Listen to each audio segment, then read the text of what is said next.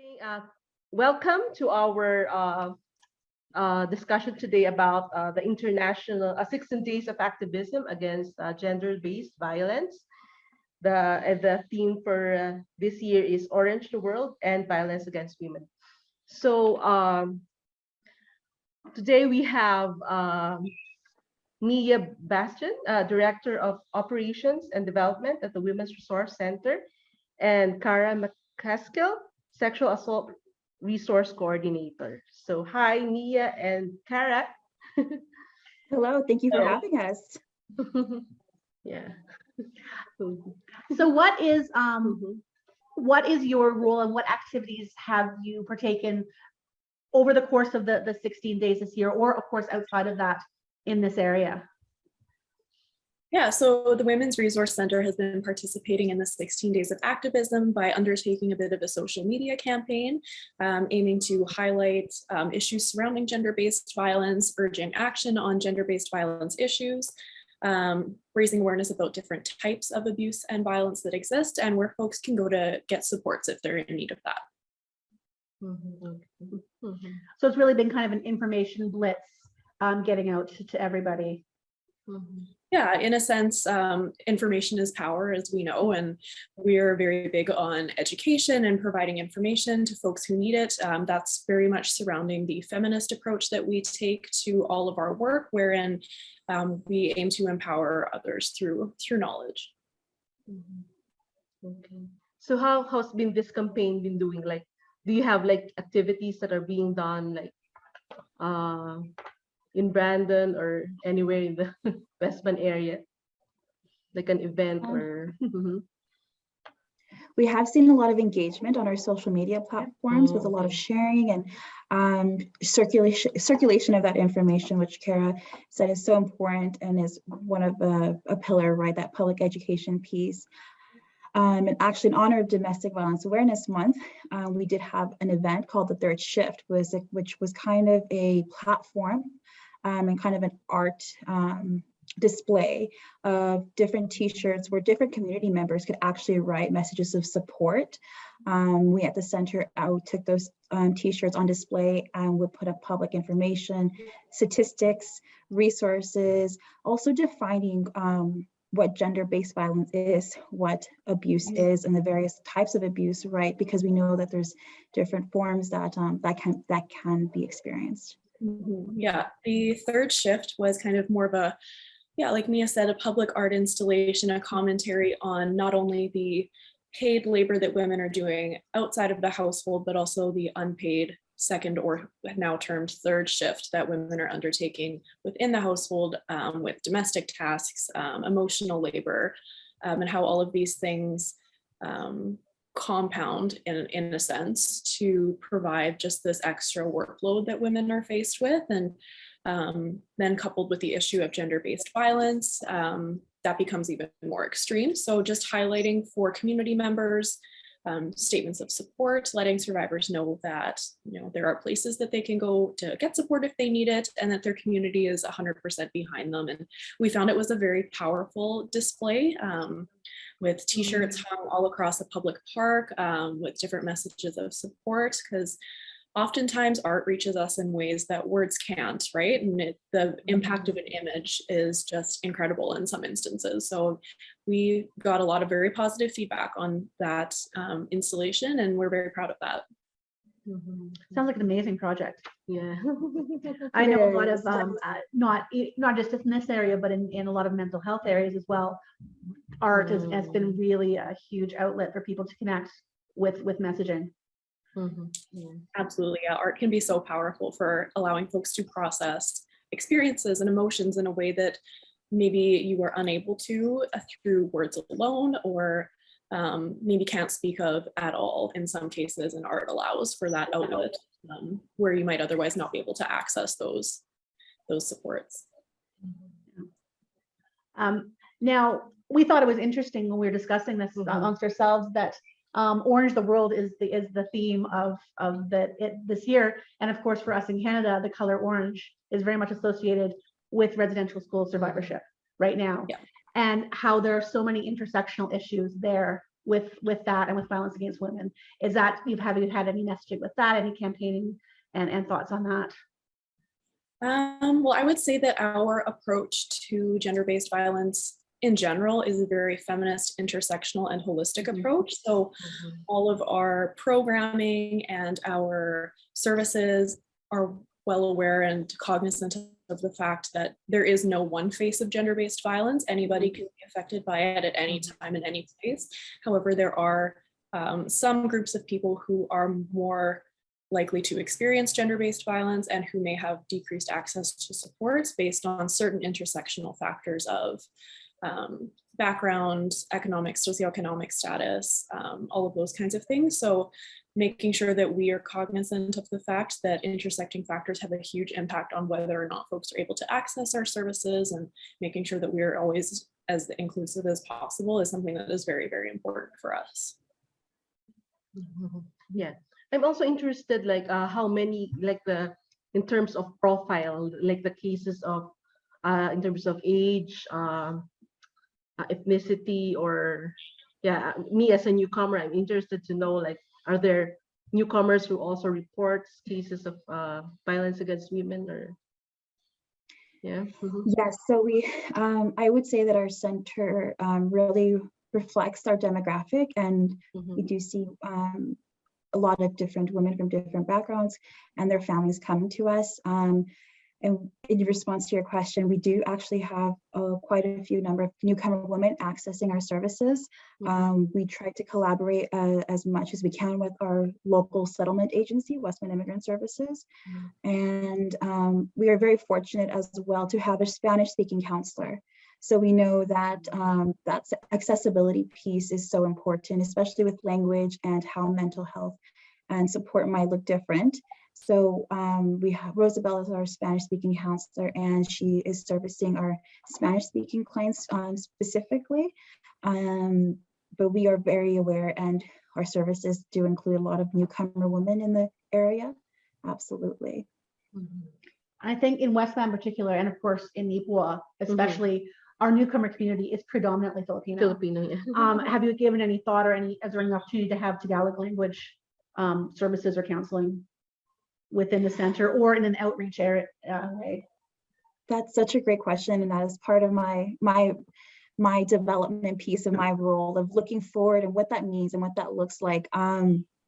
For me, it would be ideal to have those counselors in every language.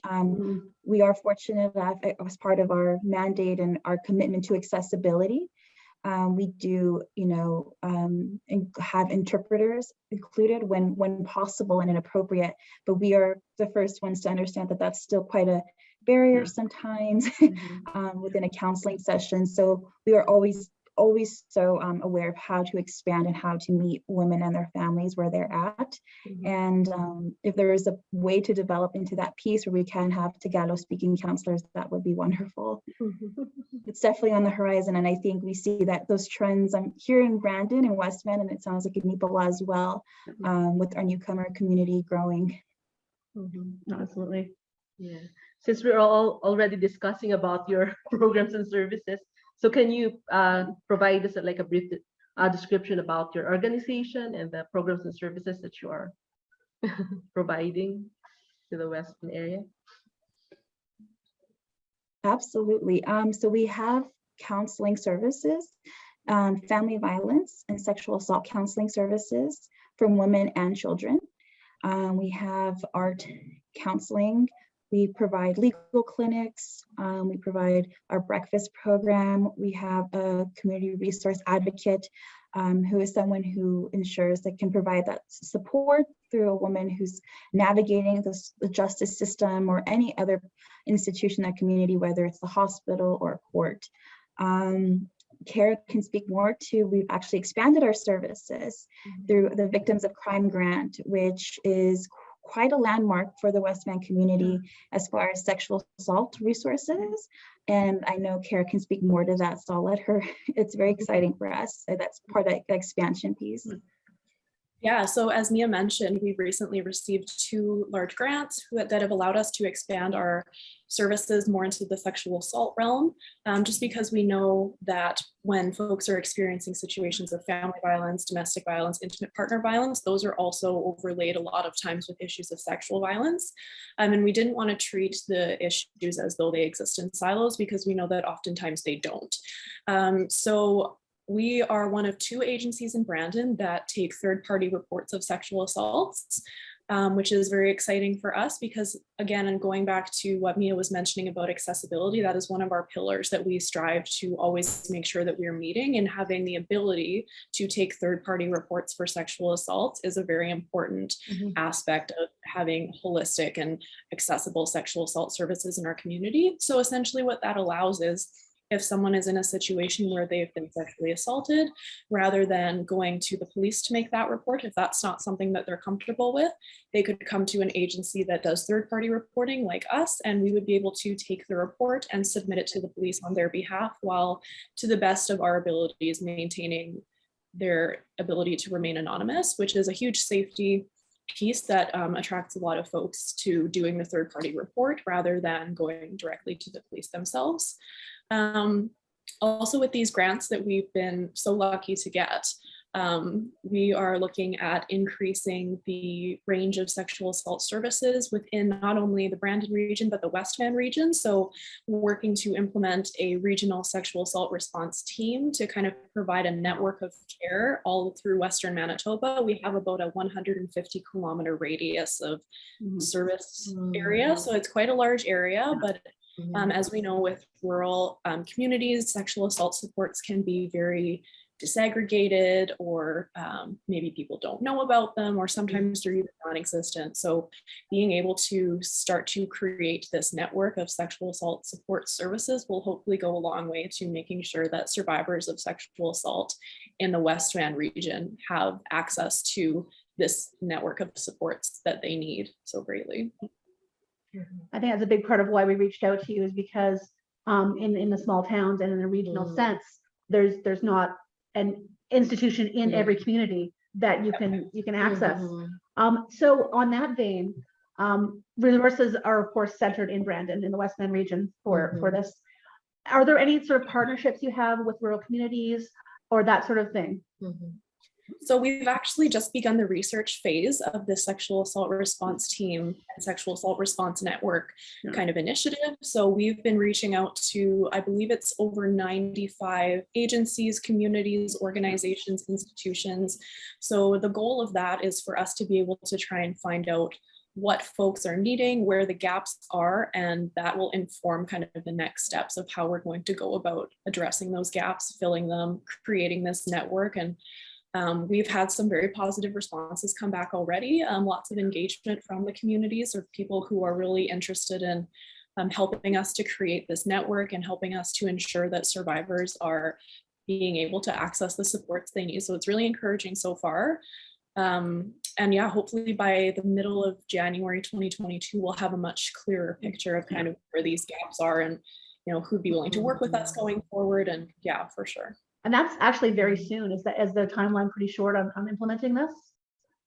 For the research phase, this is going to be like the first output of surveys, and we may do a second round as kind of time goes on, depending on kind of the response that we get. But so far it's been encouraging, and we're anticipating that the bulk of those surveys that we've sent out are going to be coming back probably mid-January. So That's great.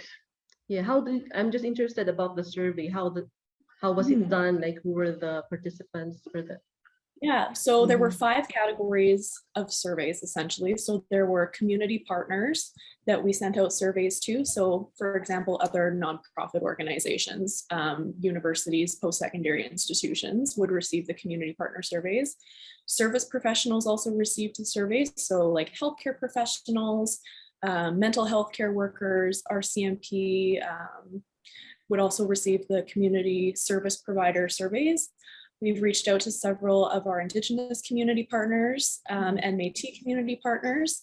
And we've also recently begun soliciting via a social media campaign women who have experienced sexual violence and assault to fill out surveys as well, because we know that women who have already gone through the system of trying to access services know the best of what is missing and where there could be improvements made. So over the course of those 5 categories of surveys, I believe we've sent out about 95 altogether. Yeah, it's interesting to know.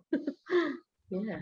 Okay. And in terms of like currently, what are I'm also interested about knowing how the referral system works. Like if there's a victim, how do they report? Do they report directly to the police or to the non-government organizations? Yeah. Yeah, so us being in the position of being a third-party reporting organization, there's a couple avenues that a survivor could take if they've been sexually assaulted. So if someone's been sexually assaulted, they can either go, if they're comfortable, they can go to the police themselves to make the report. We can also have one of our advocates accompany someone to the police if they would like to still go to the police themselves and make the report. We can also do the third-party report in-house where we take the report and send it to the police on behalf of this individual and to the best of our abilities maintain their anonymity. And then after that, it's kind of up to the legal system to determine what happens next in a lot of cases, as it's up to the Crown to decide whether charges are going to be laid, for example, whether or not the person chooses to undergo the medical forensic kit examination, that would be completely up to them as well. And we have counselors and advocates within our center that will be able to help somebody decide whether or not that's the appropriate choice for them to make, or if that's something that they would be wanting to do. So yeah, there are definitely several avenues for folks who have been sexually assaulted, and lots that we would be able to help folks with as well, given our counseling and advocacy services that we offer. So while that is sort of in process, what sort of resources are available for the survivors, as far as support groups, things like that? Is that something that you are involved with?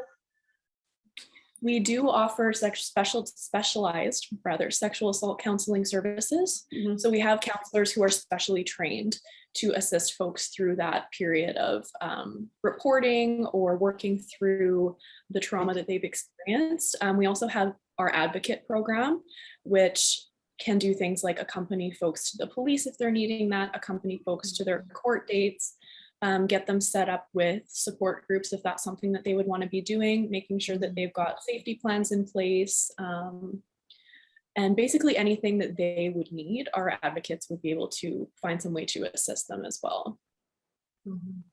So for those who are seeking like legal assistance, so do you connect them to another organization, or you also provide those services to them? We do offer legal clinics periodically. So we have legal professionals who open up slots of time that in which they're able to help some women with some legal advice.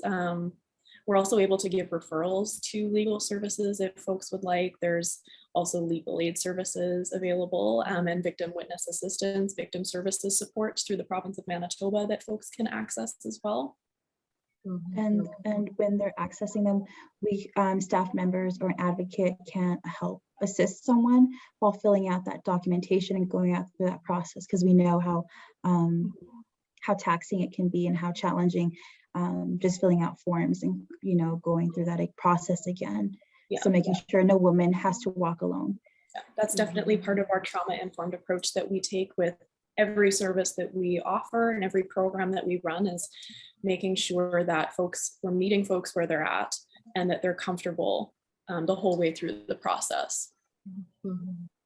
Yeah, I also saw that you also provide services like counseling services to children, or so what kind of services do you provide to them? So for children and youth, it's primarily our family violence and sexual assault counseling. And that's our primary service for children and youth, is that counseling piece. Okay. Yeah. And are there many children who are accessing these services, or? Unfortunately, yes. And okay. we see that there has been an increase in children and women seeking more counseling services as a result of the pandemic. it's exacerbated the situation. So we do have seen quite an increase in children and youth seeking counseling services as well. Do they usually contact you individually or as a part of a family unit? Or like, are they contacting you outside of the parental maybe knowledge? Oh, yeah. That's a great question. It's quite usually a parent or I should say a guardian who is making that contact. And we haven't had a child come to us on their own. So it is usually a guardian or a parent who is requesting that support for their child. Yeah, so yeah. I think that actually kind of leads into the next one. We were really curious about how COVID has affected families, family lives, and people accessing services. Yeah, definitely. So COVID has had a huge impact on the rates of not only family violence and intimate partner violence, but sexual violence as well. So we know that over the course of women's lives, approximately 1 in 3 women will experience physical and/or sexual violence, which is just astronomical. And we know that also due to the chronic underreporting of crimes of domestic and sexual violence, that number of 1 in 3 is likely higher.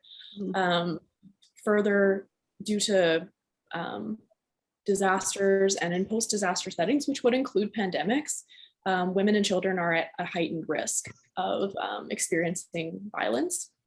And over the course of the COVID-19 pandemic, because of things like lockdowns and social distancing measures and shelter-in-place orders, there's been an increase in situations where folks have been increasingly exposed to their abuser, which has resulted in much higher instances of domestic violence, so much so that it's actually been referred to as the shadow pandemic by experts in the field of domestic and sexual violence. So it is a huge issue that not only are we experiencing in our work at the center, but it's also something that's been noted as an issue Canada-wide in centers like ours and also worldwide. So this is, definitely something that over the course of the, I guess, almost past 2 years of the pandemic we've actually seen rates of domestic violence and sexual violence just absolutely skyrocket. And have any programs or any kind of services be put in place, especially as we're under these quarantine orders, as we're under shelter in place, for people to find alternate lodgings, alternate places to be? Has there been any progress in that area? I mean, some shelters have remained open.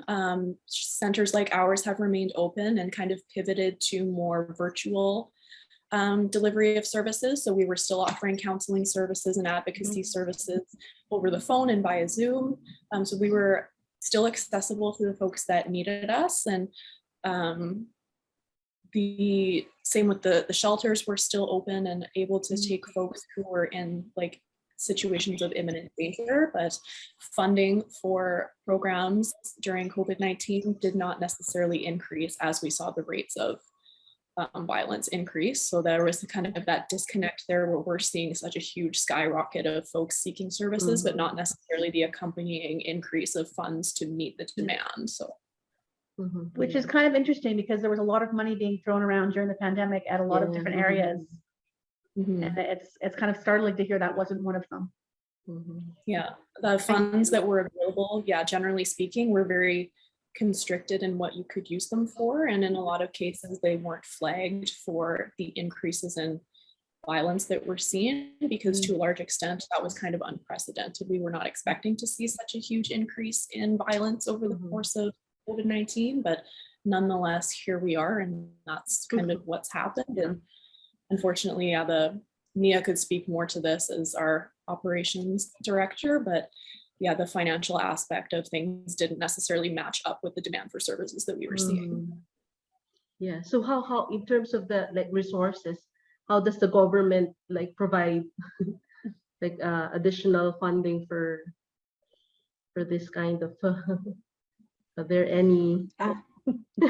Is there any? Is there any? Yeah. That's an excellent question. So we saw that initial response during that March 2020 to March 2020 year. We did see COVID relief, and which was, of course, essential, and it did address the crisis going on there. but the long-term component, which is where we're kind of shifting into, is that post-crisis atmosphere in which we know that it's ongoing. Crisis does not stop, and domestic violence has not stopped, and sexual assault has not stopped. It's only increased. So what we're seeing now is it's almost like it's could be constricted again, and we don't actually see the same amount of resources now going into this new year as we once noted during that first initial crisis period, which is very challenging, especially when we're talking about the Women's Resource Center, because we know something that's so important is the sustainability of resources and being able to offer that counseling piece or that advocacy piece beyond 1 year or 10 months. We know that crisis and trauma, there is no timeline, and we need to have more resources to increase, to match the increase in demand of our services, to address our wait list of over 50 women and children right now.